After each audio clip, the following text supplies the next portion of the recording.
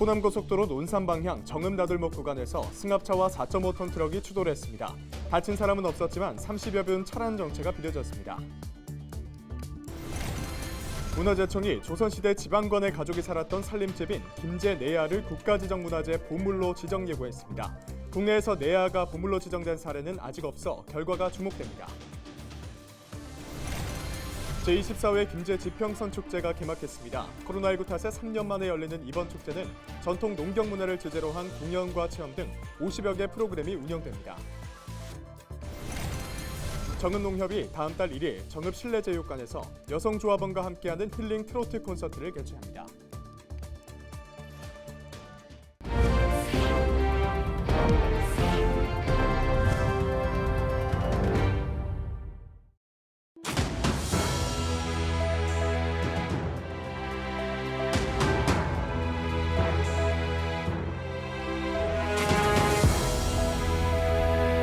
여러분 안녕하십니까? 헬로티비 전북뉴스입니다.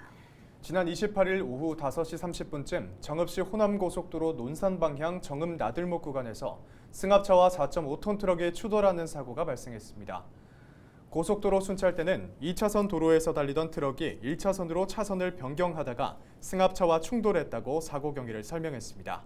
이어 인명피해는 없고 30분 정도의 차량 정체가 빚어졌다고 전했습니다. 조선시대 지방관의 가족이 살았던 살림집을 내야라고 불렀는데요.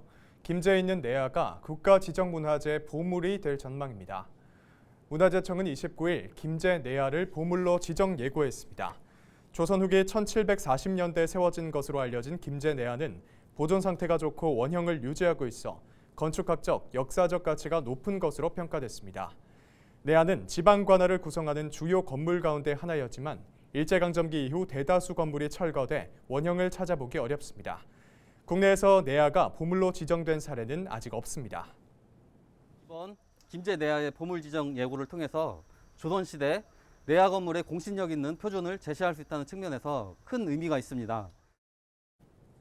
문화재청은 30일의 예고 기간 동안 각계 의견을 검토하고 문화재위원회의 심의를 거친 뒤 보물로 최종 지정할 예정입니다. 국내에서 유일하게 지평선을 만날 수 있는 곳이 있습니다. 바로 김제에서 우리나라를 대표하는 농경문화축제인 지평선 축제가 개막했습니다. 코로나19 탓에 3년 만에 대면으로 열린 축제에 시민의 기대감도 높아지고 있는데요. 정명기 기자가 다녀왔습니다. 알곡이 여물고 있는 들녘에서 곤충 채집통을 든 아이들이 맘껏 뛰어놉니다. 도심에서 쉽게 볼 수 없는 메뚜기를 실제로 잡고 만지느라 신이 났습니다.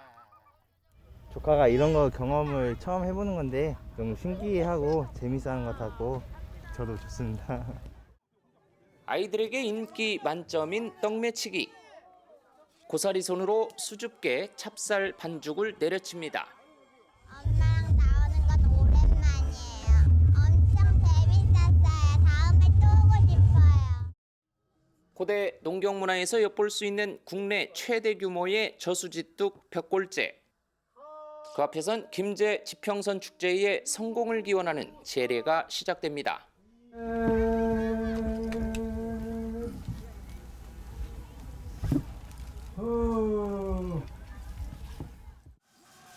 재앙을 막고 풍년이 들기를 바라는 입석 줄다리기를 비롯해 벽골제와 얽힌 전설을 재현한 쌍용놀이가 펼쳐지고 여기에 체험농장과 아궁이로 밥짓기, 소달구지 체험 등 전통 농경문화를 주제로 한 다양한 행사가 운영됩니다. 끝없는 감동, 다시 지평선에서라는 주제로 누구나 참여할 수 있는 축제가 될 수 있도록 다채롭고 이색적인 프로그램을 마련했습니다. 밤낮으로 이어지는 공연과 축제의 백미로 꼽히는 판타지 쇼와 드론 쇼, 공군 특수비행팀의 에어쇼가 하늘을 수놓을 전망입니다. 코로나로 힘들고 지쳤던 그런 스트레스를 다 해소들 하시고 우리 김제 지평선 축제에서 더 좋은 많은 추억들을 담아가셨으면 좋겠습니다. 코로나19 탓에 나들이도 쉽지 않았던 지역민도 3년 만에 열린 대면 축제가 반갑기만 합니다. 3년 전에 했잖아요. 근데 김제 시민이어서 이게 축제를 한다는 게 얼마나 좋고 또 한 가지 김제를 홍보할 수 있는 기회가 되잖아요. 올해로 24번째를 맞은 김제 지평선 축제는 다음 주 월요일까지 닷새 동안 계속됩니다. 헬로티비 뉴스 정명규입니다. 정읍농협이 다음 달 1일 정읍실내체육관에서 제16회 여성조합원과 함께하는 힐링 트로트 콘서트를 엽니다. 여성조합원의 권익을 높이고 정서 함양에 도움을 주기 위해 마련한 이번 콘서트는 강태관과 박서진, 윤가은, 방서희 등 트로트 가수가 출연합니다. 또 여성들이 지역사회에서 봉사나 또 경제적인 그 견인을 여성들이 많이 차지하고 있기 때문에 저희 정읍농협은 여성조합원의 역할이 성장하는 데 큰 힘이 되고 있고, 우리 시민 여러분들 혹시 참여 못 오신 분들은 좀 아쉽지만 방송을 통해서 관람을 해주시면은 조금이라도 위로가 되지 않을까 그렇게 생각이 듭니다. 이날 콘서트는 녹화 중계로 진행되며 LG엘로비전 전북방송 채널 25번을 통해 방송될 예정입니다. 최경식 남원시장이 29일 남원시청에서 기자회견을 열고 남원 관광지 민간개발 사업에 대한 입장을 밝혔습니다. 최 시장은 남원시에 경제적 부담을 주는 실시협약서 체결과 자금 조달 계획에 대한 검토 소홀, 투자 심사 미이행 등 문제점을 확인했다고 밝혔습니다. 그러면서 해당 부서에 주의 조치하고 직무를 소홀히 한 직원에 대해서는 징계 절차를 밟고 있다고 말했습니다. 민간 사업자가 제기한 손해배상 소송에 대해서 법적 절차에 따라 대응하고 불합리한 협약서 조건을 변경하도록 남원시장으로서 최선을 다하겠습니다. 저는 소송이 진행되는 중이라도 민간 사업자와 대화하여 협의가 있음을 이 자리를 빌어서 분명히 밝힙니다. 앞서 남원시는 남원 관광지 민간개발 사업 전반에 대한 자체 감사를 한 달여 동안 진행했습니다.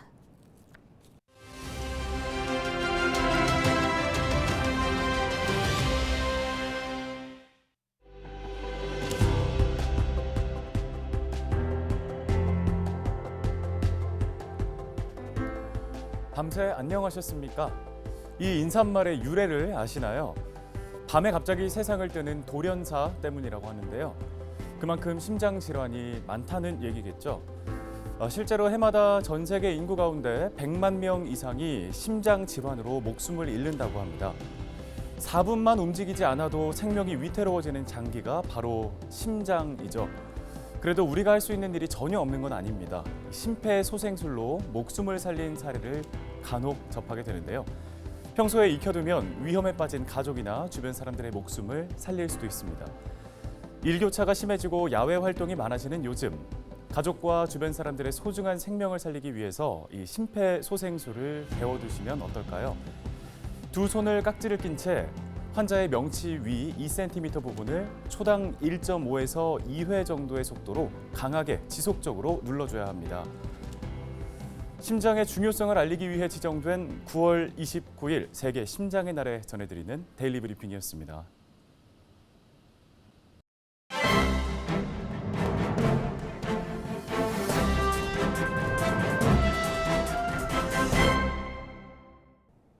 신문브리핑 전북 도민일보 기사입니다.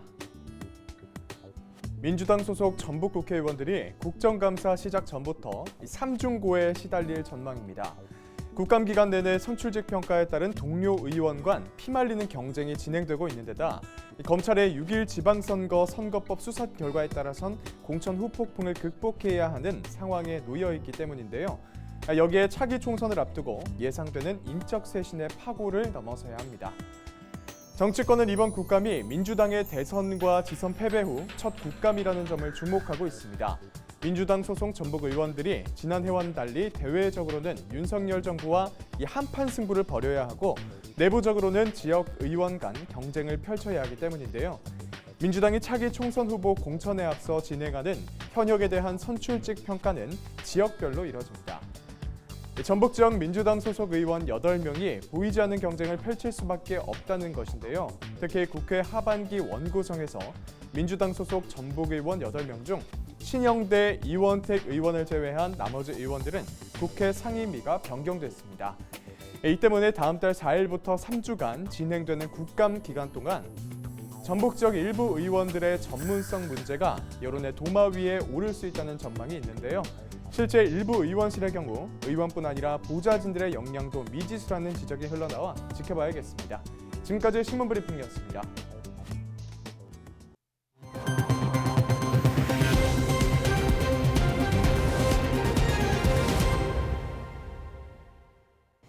남원 백두대간 생태교육장에서는 다음 달 1일부터 한 달 동안 각종 체험과 전시, 공연 행사가 잇따라 열립니다. 기획 전시실에서는 내셔널 지오그래픽과 공동 기획한 사라져가는 곤충 특별전이 진행되고 국민 여가 캠핑장에서는 가을밤 작은 음악회가 열립니다. 또한 야외 운동장에서는 공안에 들어가서 구르는 저브볼, 거대한 다트판에 골을 넣는 다트 축구와 같은 체험 프로그램도 상시 운영됩니다. 교육과 체험, 공연 등 다양한 즐길거리를 갖춘 백두대간 생태교육장을 방문하여 가을처럼 풍성하고 행복한 추억을 가져가길 바랍니다. 임실군이 딸기 초기 생육관리와 병해충 방제를 위해 현장 지도에 나섭니다. 농촌 지도사가 농가에 직접 방문해 딸기부리 활짝부터 탄저병 응애 등 병해충 방제 방법까지 알려줍니다. 김상수 농업기술센터 소장은 재배기술 이론과 현장 교육을 병행하는 딸기농업인 대학을 2년 연속 운영하고 있다고 밝혔습니다. 앞으로도 초기 생육 관리 및 병해충 방제 현장 지도에 힘써 고품질 딸기 생산과 생산량 증대를 위해 힘쓰겠습니다. 이상으로 뉴스를 마칩니다. 함께해 주신 여러분 고맙습니다.